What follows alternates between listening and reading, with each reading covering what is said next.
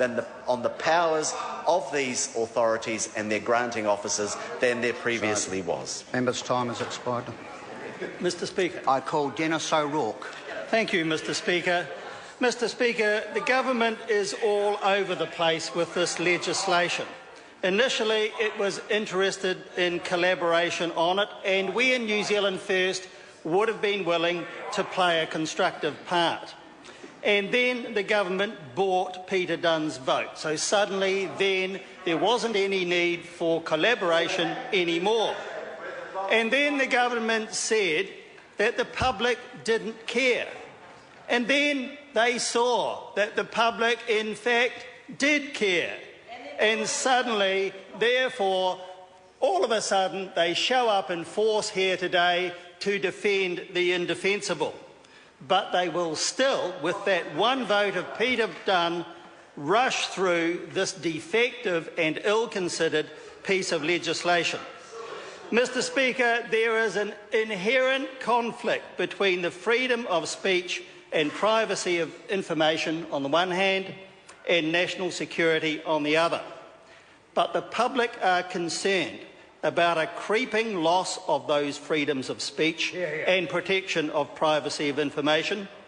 And in fact, as we have seen from recent, reliable, I think, polls, 75% of the New Zealand population is concerned about those things to some degree. And in the age of electronic communication, this highlights the conflict between personal rights and the national interest. So greater care is required to ensure the protection of those freedoms, while at the same time giving sufficient powers, but no more, to enable national security needs to be met. This needs to cover especially external and internal terrorist activity, internet terrorism, major illegal drug importation operations, money laundering and other serious crimes. But, Mr. Speaker, New Zealand First's thrust in these matters has been for greater control in three areas. Firstly, the grounds for authorisation and what must be in a warrant or authorisation. And I see that the new and amended section 15 capital D1E now refers only to, quote, the purpose of the warrant or authorisation. But we think that is too low a standard. It needs to require justification, not just some airy-fairy concept of purposes in terms of the Bureau's functions as set out in sections 8 capital A and 8 capital B.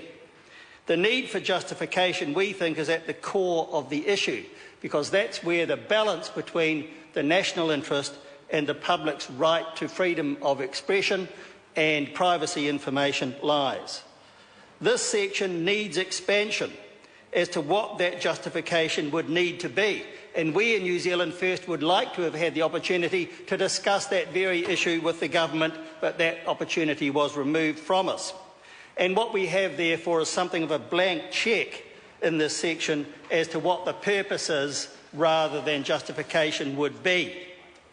Mr. Speaker, there is a case for some information sharing also, and that is our third issue, or rather our second issue, as to who the information can be shared with. We think the bill is still too wide concerning ministerial discretion on where the information may go. And I refer to section 8 capital B 1C, which says that the function of the Bureau is C, to provide any intelligence gathered and any analysis of the intelligence to 1, the Minister, and 2, any person or office holder, whether in New Zealand or overseas, authorised by the Minister to receive the intelligence. So the Minister may send information to anyone he likes, whether in New Zealand or overseas. Mr. Speaker, we said at the beginning that this was too wide and nothing has been done about that issue. There is, as I've said, a case for some information sharing, but this legislation to me needs to be much more restrictive on the who and why concerning overseas recipients, whether they contribute funding to the Bureau or not. New Zealand First would have wished to discuss that issue with the government too. And thirdly, a much more robust regime of oversight on the issuing of warrants and authorisations is needed. This is the biggest issue for New Zealand First. New Zealand First sought much better engagement on the content and was prepared to help. We thought Section 33A had potential. It inserts a new 15A into the Inspector General of Intelligence and Security Amendment Bill. It provides for an advisory panel, advice to the Inspector General. The panel could report also direct to the Prime Minister. The panel is the Inspector plus 2 others appointed by the Prime Minister, one of whom must be a lawyer. But this does not fully meet our requirements. The problem with it is lack of independence of the panel because of appointment by the Prime Minister alone. Far too much power in the hands of the Prime Minister acting alone. The appointment needs to be by Parliament and also needs teeth. That is, the power to recommend rather than just advise on the cancellation of warrants or authorisations. We would have liked to pursue this also direct with the government in a collaborative process to produce a bill with much wider parliamentary support. But once Peter Dunn sold his vote so cheaply, the rug was pulled under New Zealand First's feet and we were left out in the cold. So we were left with trying to make amendments through the process that we've just been through. Consequently, New Zealand First's proposed amendment, now defeated by the government and Peter Dunn, was what we required before we could have considered supporting the new legislation. That amendment provided for a review panel to ensure that warrants and authorisations are clearly justified. It would have inserted a new 15F. It required a review of every warrant or authorisation within 15 working days, and the panel could have recommended cancellation or the addition of new conditions or the amendment of existing conditions. The panel would have been of 3 people, former and therefore independent members of the judiciary, police and the military. That amendment would have achieved the balance that I've spoken of, national security versus freedom of speech and protection of privacy. That is what is so clearly lacking in these bills, and which fully justified the deep concerns felt by so many members of the public today.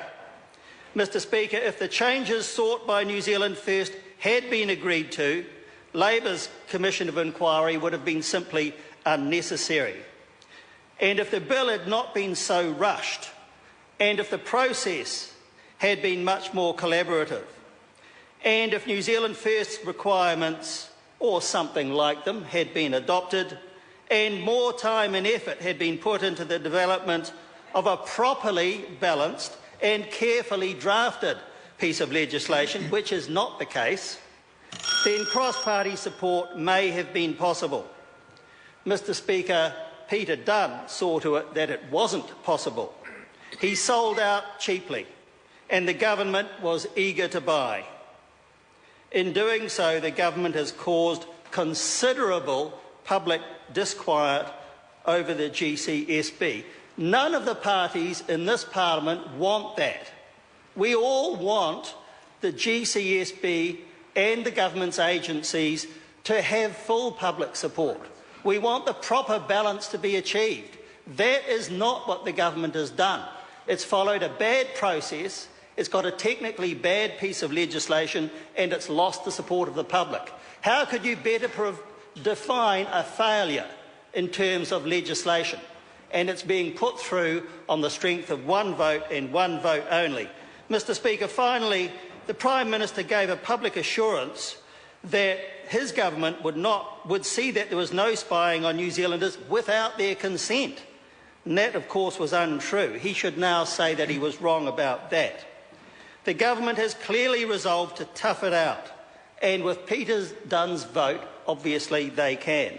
But I predict that the damage done will be remembered all the way to the next election, and, Mr. Speaker, this government deserves nothing less. The Honourable Christopher Finlandson.